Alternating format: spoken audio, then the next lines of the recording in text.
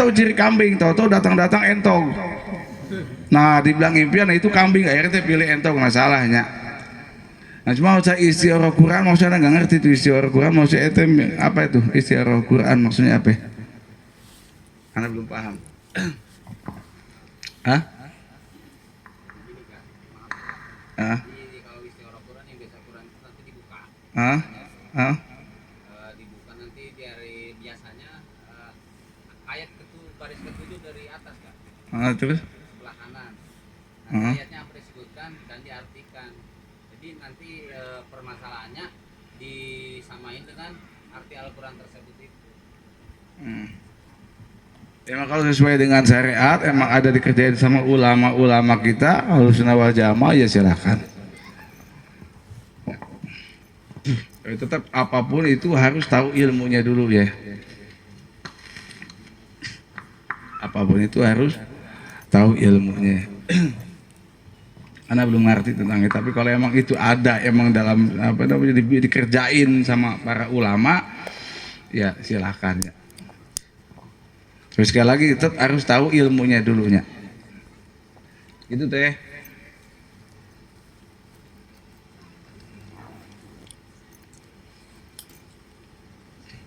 Yang paling aman itu jadi makmum, jadi penumpang daripada jadi imam, daripada jadi supirnya.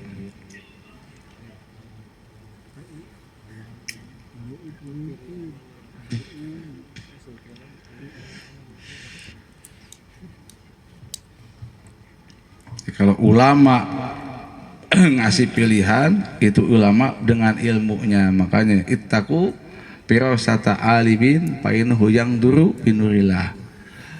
Takutlah kepada firasatnya orang alim, karena mereka melihat dengan cahaya Allah. Artinya apa, ulama itu nggak ada kebutuhan pribadi, nggak dari hawa nafsunya, tapi berdasarkan ilmu. Tapi ulama yang takut ke Allah. Tapi selain ulama itu kadang-kali kalau milih itu sesuai dengan seleranya, sesuai dengan keinginannya, sesuai dengan kebutuhannya, kemauannya, hawa nafsunya, bukan berdasarkan ilmu gitu. Ya tetap kadang-kadang orang kalau nggak netral,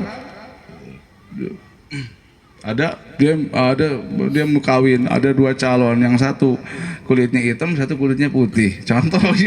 Terus dia istiarah nih, tapi dia condong sama yang kulitnya putih seumpamanya. Begitu datang dalam impian tuh ibaratnya dia harus milih yang kulitnya hitam, daya karena soleh, tapi dia tetap nafsunah yang bodas, akhirnya apa, tetap memilih yang putih gitu.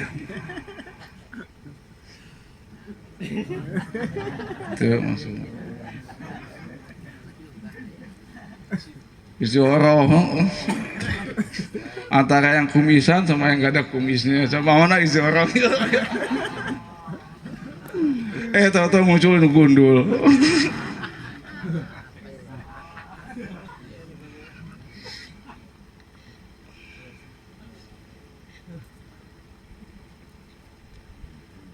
Emang itu emang itu begitu diamalin, emang ada, emang diamalin.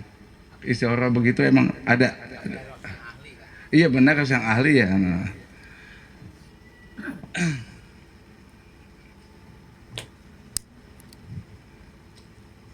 Gimana tadi kalau masalahnya begitu dibuka Quran, tuh Quran ngomongin masalah aja, itu gimana ke nyambung lah.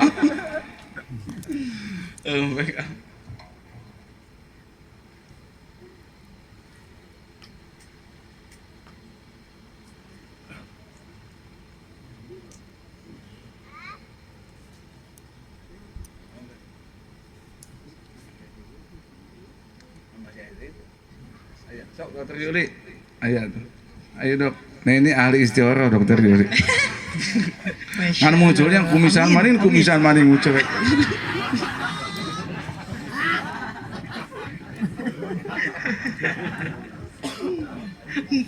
Jadi istiarah itu terus istiarah we, hayang muncul nu kumisan deui. Terus dong.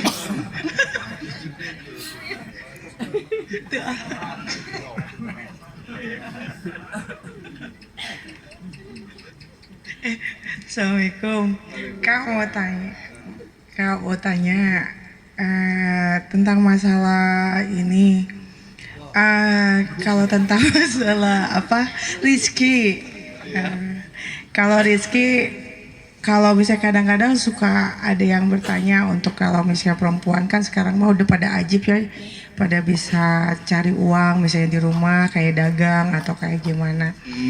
Nah kadang-kadang tuh mereka itu ada nggak lebih kayak nggak suka kalau suaminya itu cuman diem, misalnya nggak kerja Pasti, gitu. pasti. Nah ikhtiarnya kita misalnya sebagai istri itu biasanya apa Kak gitu ibaratnya pengalaman lalu gitu. Semisal Kak nanti gak taunya gitu lagi. Masih supaya suami kerja gitu maksudnya. Iya supaya ada dan nyuruh makan nggak mungkin kalau nyuruh mah gitu. Ya kadang-kadang sama satu lagi Kak soal masalah ini kan yang tadi tawakal soal masalah rezeki. Nah kalau misalnya kita ketemu sama orang yang misalnya sepertinya teh judes sama kita, itu gimana cara mengatasi hati supaya tidak ada kegelisahan kayak berprasangka buruk atau jadi hati itu supaya tenang, apa tetap gitu kita zikiran Bismillah Tasnabillah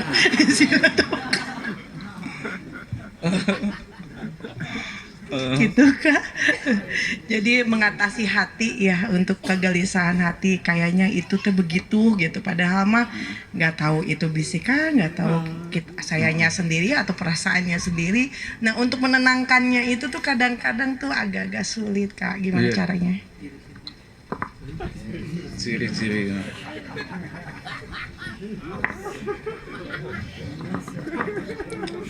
Makanya ada peribahasa kan PHP. Aduh. Ada perempuan senyum ke kita ada. Nanya senyum, yang kayaknya udah nah, padahal mah itu nggak ada apa-apa, cuma biasa. PHP, pemberi harapan palsu. Udah kegirangan si laki-lakinya tuh, udah nggak bisa tidur, udah makan nggak enak, modal nggak enak, inget wae Pak. Bisa engkau nyangkanya ini Sudoni disebut Sudoni, ini Sudoni ini senang suka gitu sama dia. Enggak tuh ya, begitu dibenerin, begitu diasliin, ditanya, tahu-tahu nggak ada apa-apa sih, cuma biasa aja, ini mah sebatas teman. Alah kecewa bantah. Nah begitu pun orang yang cemberut kelihatannya. Nah itu buat obat sendiri maksudnya. Nah kita cari alasan sama dia, cari alasan supaya ibaratnya kita nggak kebawa marah, nggak kebawa benci. Barangkali dia lagi ada masalah, barangkali dia lagi sedang ada apalah, kita ada bayaran dia lagi sepi teh apalah, barangkali lagi pusing teh atau lagi sakit teh, kita cari alasan lah. Nah gimana caranya supaya maklum dia kali lagi pusing kali, malu bisa kemarin sama istrinya kali, maklum kali nggak dikasih itu sama suaminya, banyak kemaklum lah. Nanti kan masalah laki-laki tadi ya suami yang nggak mau kerja mah itu mah dikasih kamper aja, di kamperan, di boehan, nanti di kapasan irung nadi sumpel, berarti udah inna lillahi wa inna ilaihi rajiun.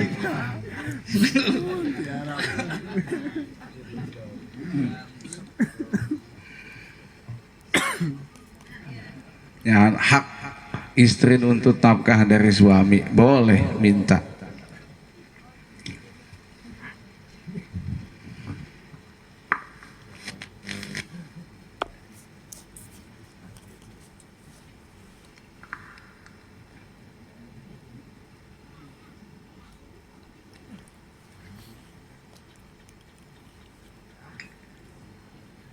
Apalagi buat hal-hal ridho Allah.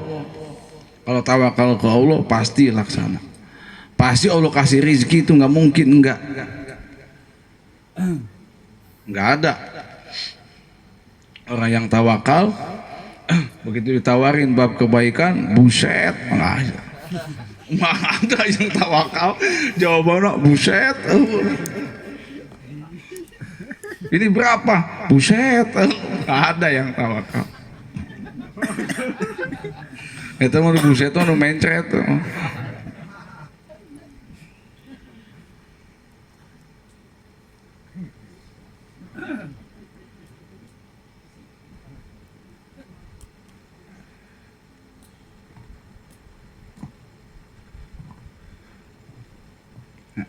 Pasti dirizkikan ke Allahnya.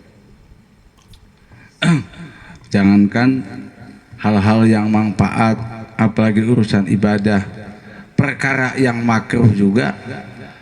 Begitu tawakal, Allah kasih rizki, di rizkian ayat. Makanya kalau begitu yang sunnah nggak ada, bohong, berarti emang bukan nggak ada rizkinya, tapi nggak ada kemaunya, nggak ada cintanya. Mana coba buat yang makruh itu, buat rokok sana berapa kali, sehari sebungkus, kali sebulan berapa itu. Buat perkara yang sunnah, anggaplah buat ya buat wangian, buat minyak wangi aja bukannya kalau nauzubillah min dzalik. Ini kita introspeksi diri maksudnya. Hidup kan harus balance. Atbi sayyatal hasanat tamhuha, kejar keburukan dengan kebaikan, iringi keburukan dengan kebaikan. Maksudnya bukan maksiat di sini, maksiat yang tidak dihajar, perbuatan-perbuatan makruh iringi dengan perbuatan-perbuatan sunnah. Kalau kita bisa ngerjain yang makruh 10, usahain yang sunnah 11 buat tutup yang makruh. Tapi nggak ada biar atbi sayyatal hasanat tamhuha, kerja keburukan dengan kebaikan. Nggak apa-apa maling juga, nggak apa-apa mabuk juga, nggak apa-apa judi juga. Yang penting kita mau zikir, mau rotiban, mau sholat, oh salah ngaco, nggak ada di situ. Bukan itu ya, bukan ke situ jalurnya. Ini perbuatan dosa yang udah ditinggal, yang udah berhenti, dia tobat, kejar dengan kebaikan. Kalau nggak ada dosa-dosa yang masih dikerjain tapi secara tidak disengaja, dia nggak sengaja ngelakuin dosa.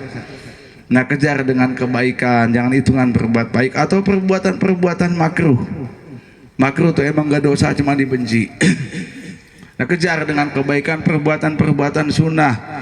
Sunnah itu apa? Sunnah itu yang perkara yang dicintai ku Allah, dicintai ku Nabi. Nah, barengi, imbangi. Kalau kita bisa ngelakuin perbuatan yang dibenci, harus banyak melakukan perbuatan yang dicintai oleh Nabi buat ngimbangin.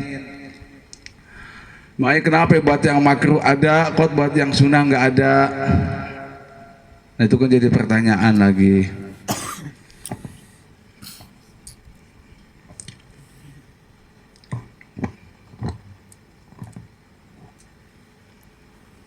Yang makruh masih bus kadang-kadang nggak cukup sehari, habis. Eta minyak 20.000 setahun aya kene. Ibarat contoh, nah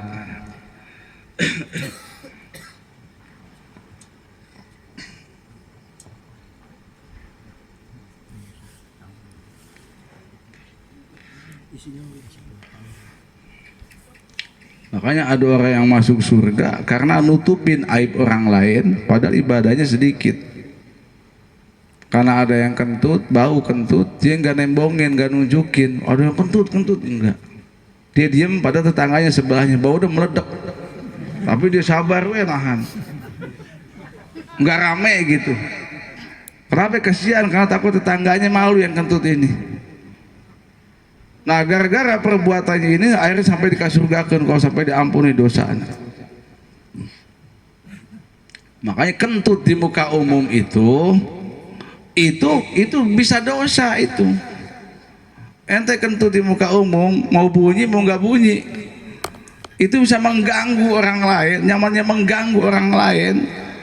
Dengan perbuatan ente itu dosa. Ente sholat nggak bau ketek nih, badan bau ngeganggu orang lain, dosa ente sholat. Ente kentut di mana aja nih, tuh kentut, yang itu keganggu nih, yang di situ mau meledak bau nih, itu bisa dosa ente.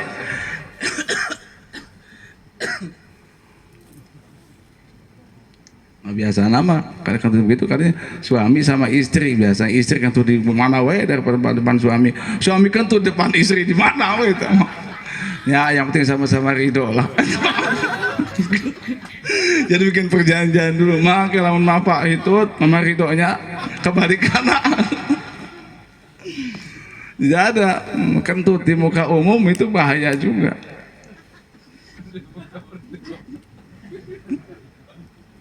Kadang-kadang gitu tuh hari-hari wirid sering nanya, malah mau capek wiridan, bukan begitu beres wiridan, tuh mana? Nyairi domanya jadi masalah. Kamu hitut salaki banyak. Oh, itu masya Allah. Rizki itu.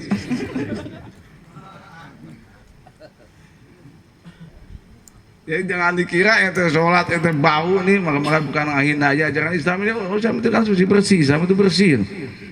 Makanya anado patu minal iman, ya kebersihan sebagian dari iman itu udah sebagian keimanan itu udah masuk. Dengan itu bersih wanginya. Enggak ada sholat yang diterima tanpa sucinya.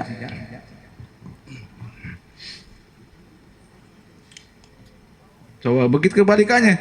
Kalau ente bisa bikin wangi orang lain, bikin nyaman orang lain, dapat pahala juga. Yang penting sholat be. Itu yang ngeganggu batur mah ada. Sholatnya itu usulnya sampai tingkat apa sih? Tingkat malaikat.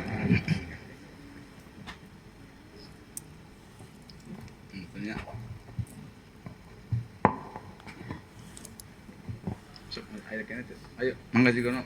Bismillahirrahmanirrahim. Assalamualaikum warahmatullahi wabarakatuh. Waalaikumsalam warahmatullahi. Mau menanyakan tentang tawakal, Kak.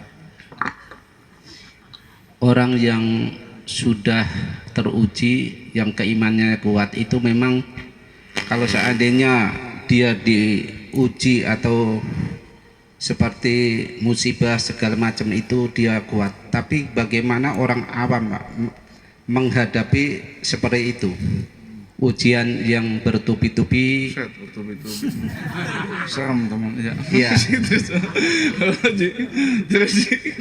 Tapi sudah berdoa atau beristiar, usaha berdoa. Ujiannya apa ke? Di payu-payu itu tuh ujiannya. Ya termasuklah itu. Di antara nih itu belum artinya terkabul itu. Bagaimana Kak cara menghadapi itu, Kak? Terima kasih. Wassalamualaikum warahmatullahi wabarakatuh.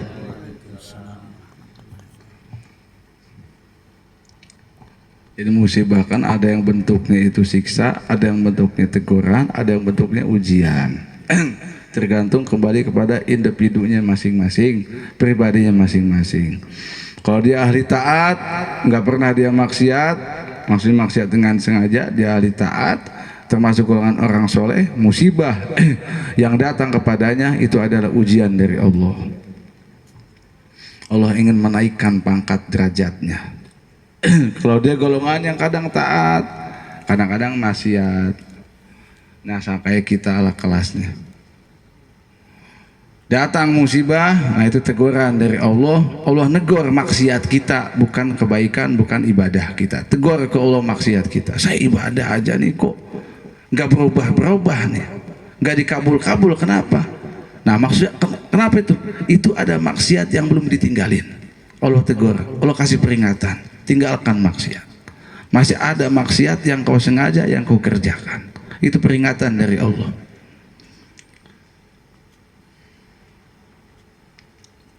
Jadi jangan nyalahin ibadahnya, ratibuan terus, dawam rajin, zikir rajin, baca Quran rajin, sholat sunnah rajin, tapi belum kunjung juga yang dipinta itu diijabah.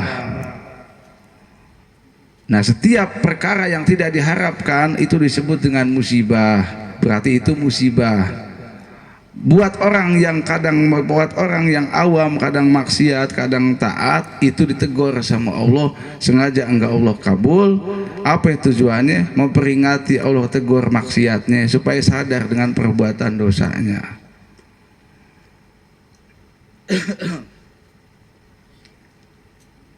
Orang rajin ibadah tapi bikin hancur usahanya.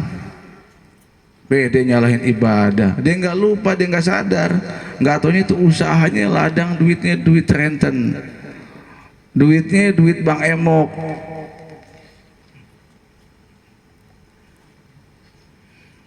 Dia lupa. Nah Allah tegur, hancur usahanya, padahal dia rajin ibadah. Tegur apa? Tegur tadi dosanya. Kenapa kau pakai riba? Kenapa kau pinjam riba? Kenapa kau main riba? tapi nggak sadar aja tadi.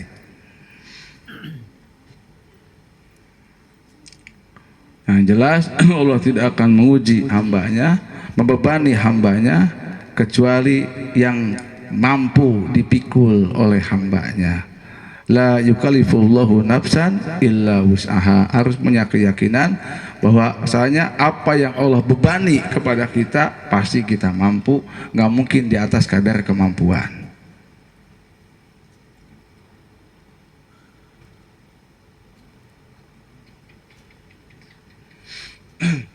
Nanti Ji, jadi ujian, ada peringatan, ada siksaan. Siksaan buat siapa? Buat orang yang maksiat aja, nggak pernah taat, mau ahli pasek. Orang yang maksiat terang-terangan, orang yang bangga dengan dosanya, atau orang yang kafirnya. Begitu dapat musibah, mau penyakit, ke mau ekonomi, ke mau apapun lah bentuk yang tidak diharapkan. Nah itu bentuknya siksaan dari Allah. Itu baru DP di dunia, belum di akhirat. DP doang tuh. Nah DP-nya pak kecil-kecilnya itulah 0,0%. Nanti di akhirat siksaan sisanya 99,9%.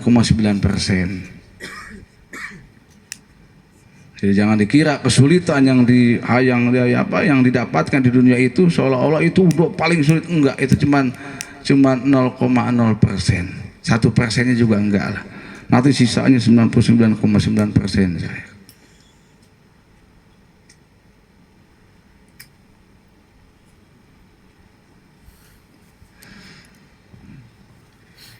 Makanya urusan taat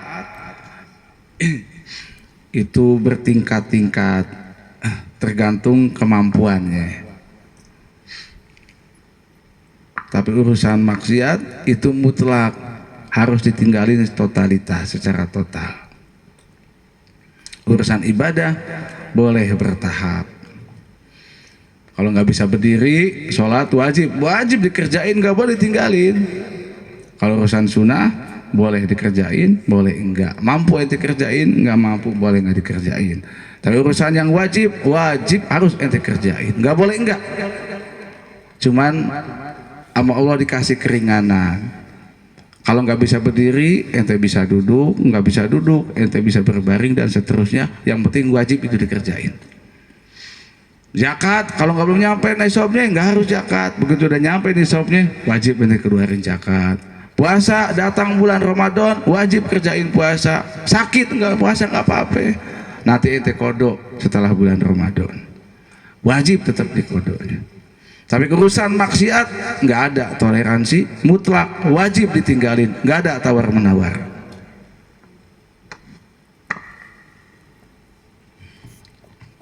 Kak, berdosa nggak kalau seandainya ini kan belum terkabul gitu ya?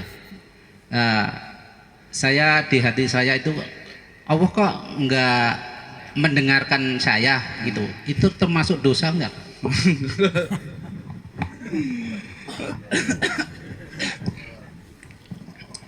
Jadi, apa yang terjadi sama ente bahwa sedunia makhluk itu sudah ditulis. Begitu Allah ciptakan kolam, sebelum Allah ciptakan alam semesta, Allah ciptakan kolam. Itu di kolam itu udah Allah ciptakan, Allah tulis semua nasib makhluknya di alam semesta.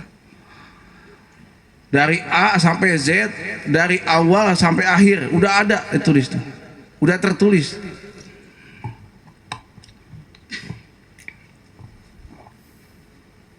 Jadi kan gitu, kadang-kadang manusia doa kita pengen didengar tapi kita nggak mau ngedengar tadi perintah Allah. Ngerti Ji?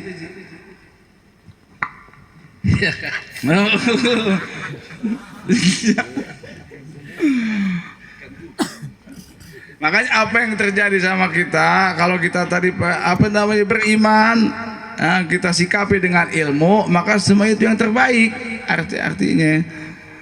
Kenapa ente belum bisa kaya? Ibaratnya pengen kaya belum kaya aja. Kalau ente introspeksi diri, ini yang terbaik. Coba introspeksi diri. Jangankan kaya, masih miskin aja otak udah ngeres. Baru dikasih dikit aja, dites sedikit aja udah beda akhlak. Apalagi dikasih kaya beneran. Baru kaya orang aja nih, apalagi kaya monyet. maksudnya.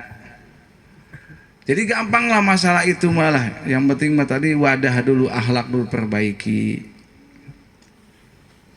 Artinya juga no. Ya Kak. Terima kasih. Wassalamualaikum warahmatullahi Waalaikumsalam wabarakatuh. warahmatullahi wabarakatuh. Masih ireng baik ibaratnya kayak Arjuna. Gaya aneh aja.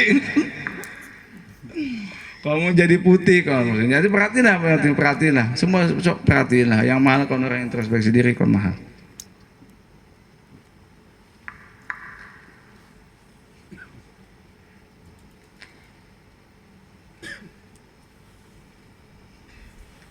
Lagi.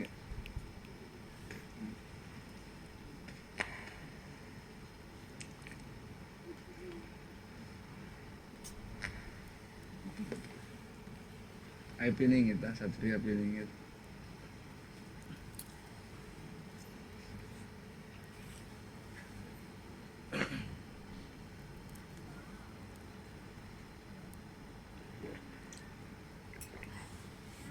Kelihatan jadi orang tawakal mahnya, apapun keadaannya dia tentram, dia damai, tenang. Bisa dilihat orang-orang tawakal di sini contohnya banyak lah. Wabil khusus para ustad-ustad, dia orang-orang tawakal unggul. Mun harapan batur, tawakal.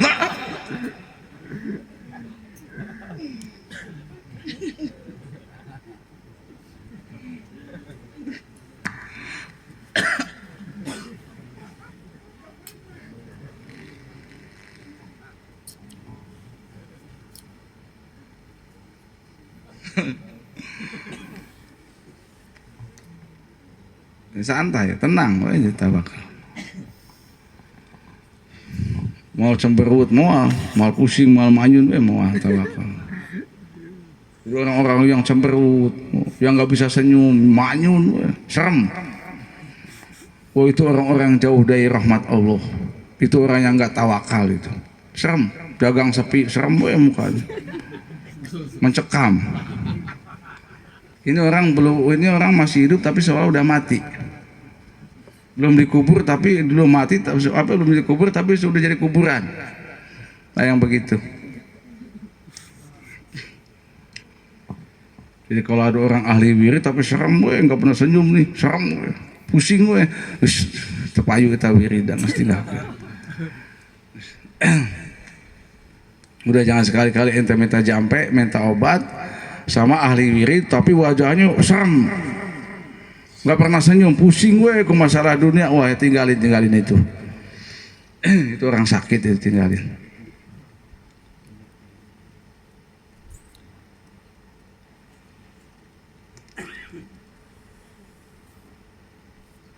Para aulia, orang-orang soleh itu nggak kelihatan zikirnya, nggak kelihatan sholatnya, nggak kelihatan ibadahnya, tapi kelihatan ketentraman, kedamaian hatinya kelihatan. Bisa dirasakan oleh orang yang ada di sekitarnya. Begitu ngumpul sama dia, damai, tentram hati orang lain.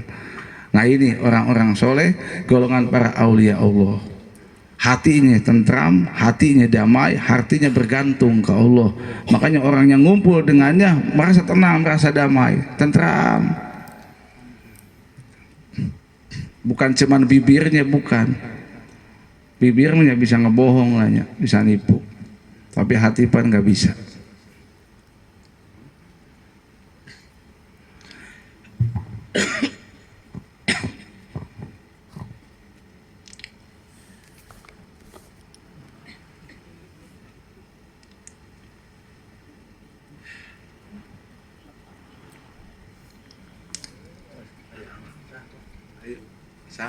Piningit, ingit, mau satu satria piningit ya.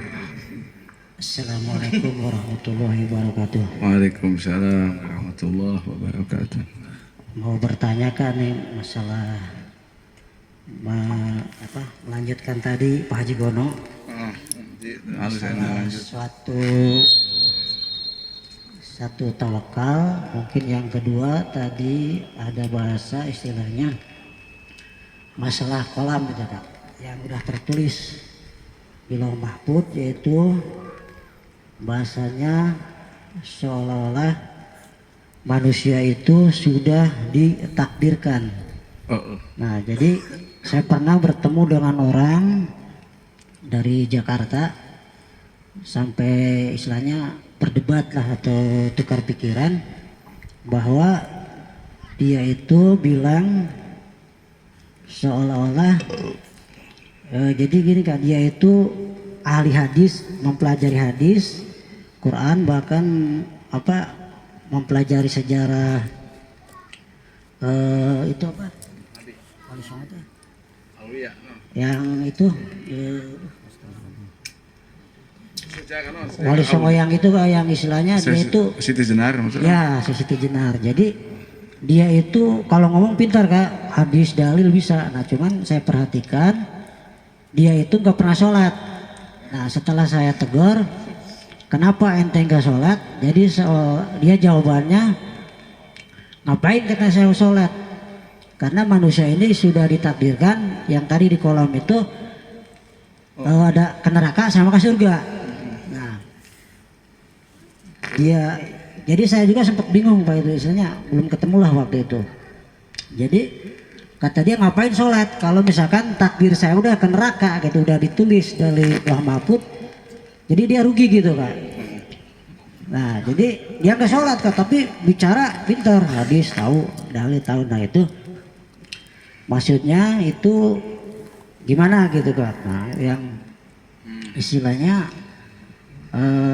jawabannya gitu kan tadi, berarti kan kalau emang Allah menakdirkan manusia sudah ke neraka, nah jadi sangat beruntung orang yang ditakdirkan ke surga. Nah di situ istilahnya kan istrinya dia cemburu sosial, jadi dia nggak mau sholat Kak. Bahkan saya juga, kata saya istilahnya, berarti kalau Allah kejam, berarti di mana yang tertulis Bismillahirrahmanirrahim itu kan Maha Welas Maha Asih, berarti tidak ada sifat Allah yang istilahnya welas asih di situ, nggak ada, karena Allah telah menakdirkan orang tertulis masuk neraka. Makanya dia tidak mau sholat karena dia udah pesimis, seolah-olah dia itu takdirnya udah ke neraka. Nah itu aja Kak, mungkin dari saya gitu pengalaman saya ketemu sama orang seperti itu. Wassalamualaikum warahmatullahi wabarakatuh.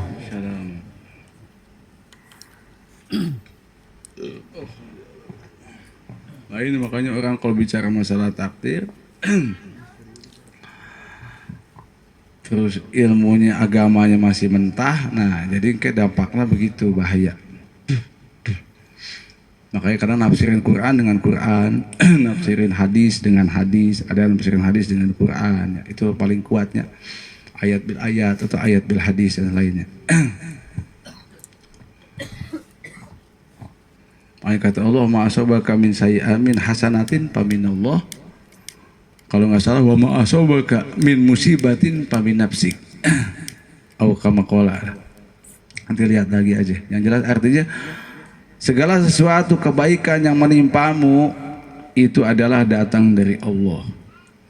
Artinya apa? Sepenuhnya itu Allah yang menciptakan dan Allah yang menjadikan. Tapi kebalikannya, wa mau asabaka min musibah pamin nafsik. Dan musibah yang kau dapatkan, yang kau kerjakan itu adalah dari dirimu. Artinya apa? Kau yang Allah yang menciptakan, tapi kau yang berusaha untuk mendapatkan, untuk sampai kepada musibah perbuatan dosa tersebut. Tetap Allah yang menciptakan, Allah yang menjadikan, tapi kita yang usaha. Jadi kata ulama, al kasbu minan nas, kasbu minna, usaha dari kita, Allah yang menjadikan. Tapi kalau kebaikan semuanya Allah yang menciptakan dan Allah yang menjadikan. Maka kata Nabi, la yarudul qada illa doa. Enggak ada yang bisa merubah ketentuan Allah kecuali doa. Makanya sahabat begitu dengar masalah takdir, sahabat bilang, ya Rasulullah, buat apa kita sholat? Buat apa kita zakat? Buat apa kita sedekah? Buat apa kita zikir dan lain sebagainya? Kalau toh akhirnya Allah takdirkan kita masuk ke dalam neraka. Apa jawaban Nabi? Kullu muyasarin lima khuliqalah. Semua Allah ciptakan untuk apa dia dijadikan. Semua Allah mudahkan untuk apa dia diciptakan. Kalau dia diciptakan jadi ahli surga, Allah mudahkan dia untuk berbuat baik.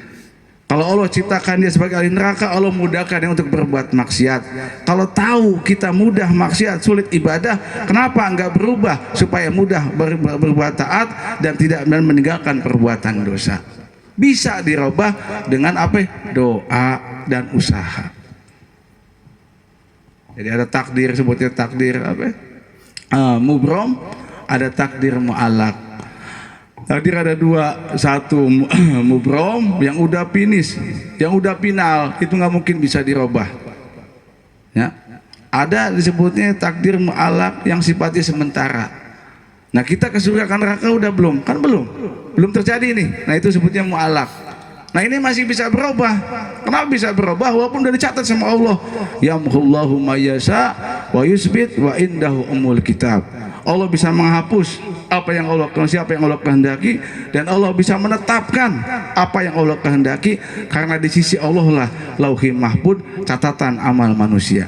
Jadi hak Allah, Allah bisa netepin, Allah bisa menghapus, bisa merubah. Ini Quran ya. Jadi meskipun jadi malaikat, para nabi, orang soleh, aulia bisa lihat ke Lauhul Mahfuz. Tapi yang gaib, yang final, yang pasti nggak ada yang bisa melihat, yang tahu kecuali Allah. Makanya ada satu orang datang ke Habib Umar minta doa karena diponis ini orang udah mau meninggal. Ini dengan ilmu monisnya nih. Ini umurnya nggak bakal lebih dari 3 bulan. Ini monis dengan ilmu kalangan, kalau dulu kan orang-orang yang apa? Yang ahli pengobatan, para ahli hikmah itu bukan orang-orang biasa kayak dokter biasa. Itu ahli wirid juga, ya, ahli hikmah, tapi ahli pengobatan juga.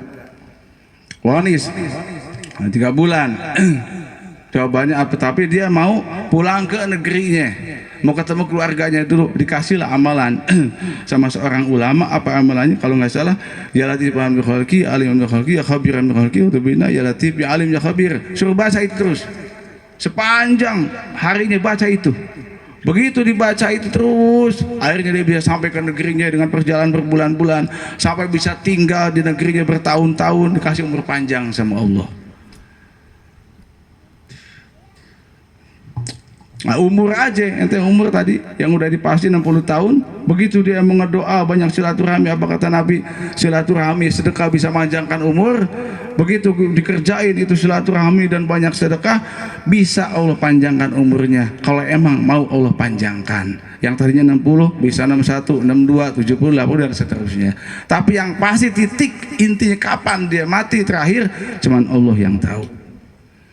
Ya, makanya ada satu wali bisa ngelihat kalau Lauhul Mahfuz bahwa gurunya orang-orang yang cilaka. Ini ilmu aulia Allah, ini bukan apa, bukan hurufat, bukan tahayul, bukan dongeng.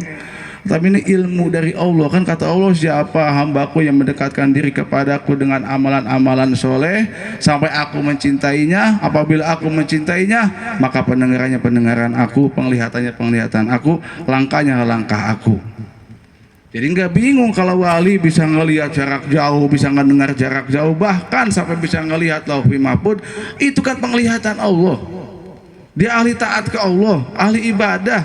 Hatta uhibahu, kata sampai aku mencintainya, kata Allah. Lihat tuh tulisan di Lauhul Mahfuz bahwasanya gurunya ini golongan orang yang celaka. Akhirnya dijauhin gurunya. Dia nggak datang lagi ke majelis gurunya. Akhirnya gurunya samperin, didatangin sama gurunya. Bukan nggak tahu gurunya, kenapa ente nggak datang lagi? Jawab sama muridnya, karena begini guru, saya lihat di Lauhul Mahfuz, ini muridnya ahli taat nih, ini ahli ibadah sampai bisa ngelihat ke Lauhul Mahfuz. Saya lihat tulisan di gua bahwa guru itu golongan orang yang cilaka, masuk neraka. Kata gurunya, kamu tahu, kalau ente bisa, apalagi anak.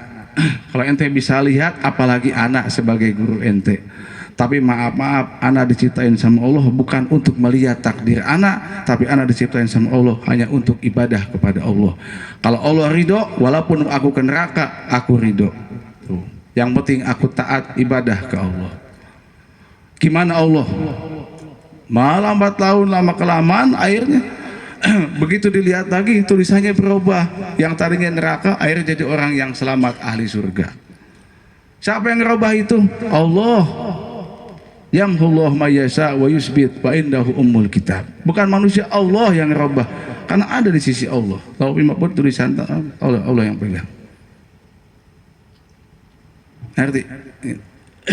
Makanya katanya kun fayakun, enggak kun pakana, enggak fi'il madi semua. Jadilah pakana, maka telah terjadi, enggak, tapi fayakun. Bisa yang udah, bisa yang sedang, bisa yang akan datang. Kalau udah berkehendak kun, jadilah, fayakun, maka terjadilah. Yang sudah itu kehendak Allah, yang sedang, yang akan pun nanti fayakun, bisa terjadi kehendak Allah. Bisa bingungnya. Jadi yang penting tugas kita ikhtiar, berdoa. Nanti ingat, itu orang bodoh nggak pakai ilmunya.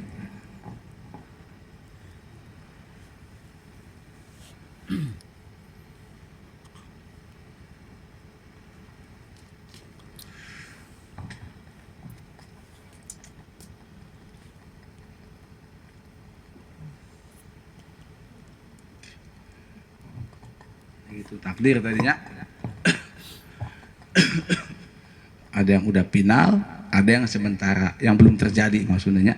Dan yang belum terjadi itu bisa dirubah dengan doa. Siapa yang bilang? Nabi.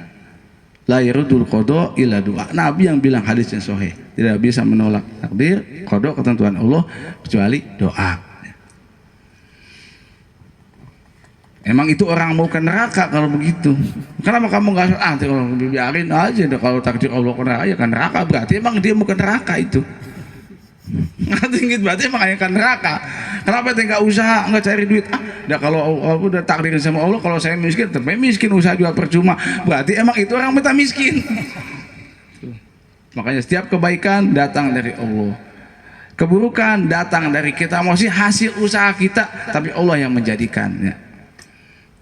Kenapa orang ke neraka berbuat dosa, hasil perbuatannya, usahanya Allah yang menjadikan. Tapi kalau berbuat taat, sepenuhnya itu Allah yang melakukan. Itu maksudnya, itu adab-adaban ta'adubannya.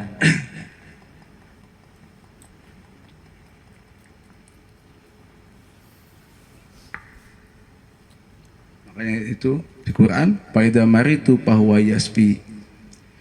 Nabi Musa kalau nggak salah dalam Al-Quran itu diceritain, apabila aku sakit maka Allah yang menyembuhkanku. Enggak bilang ketika Allah memberi aku penyakit, enggak, tapi bila aku sakit bahwa yasbi, Allah yang menyembuhkanku. Itu kan ta'aduban, adab-adaban pada Allah yang ngasih penyakitnya. Tapi dia nggak jawab ketika Allah memberi penyakit, enggak, ketika aku sakit maka Allah yang menyembuhkanku. Ini kan adab-adaban. Makanya orang yang beradab nggak ada, kenapa Allah nggak dengar doa saya? Kenapa doa saya belum didengar aja, belum diijabah aja? Kenapa Allah maunya kenapa dan kenapa nggak ada?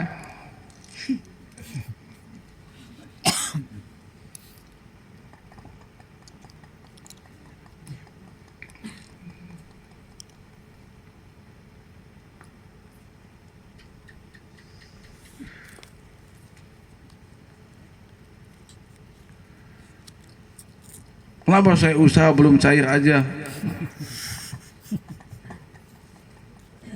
Padahal persyaratan saya udah komplit. Kenapa belum cair aja pinjaman saya?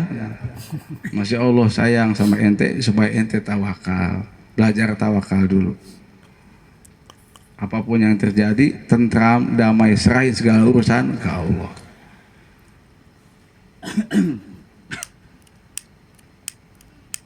Kenapa saya banyak utang, nyalahin Allah? Kenapa saya banyak utang? Ente yang utang. Kok nyalahin Allah sih? Kan ente yang usaha buat ngutang.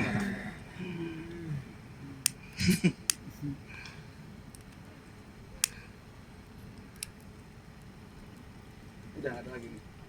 Sok itu. Yuk, mangga. Assalamualaikum warahmatullahi wabarakatuh. Waalaikumsalam warahmatullahi wabarakatuh. Mau tanya sedikit Kak tentang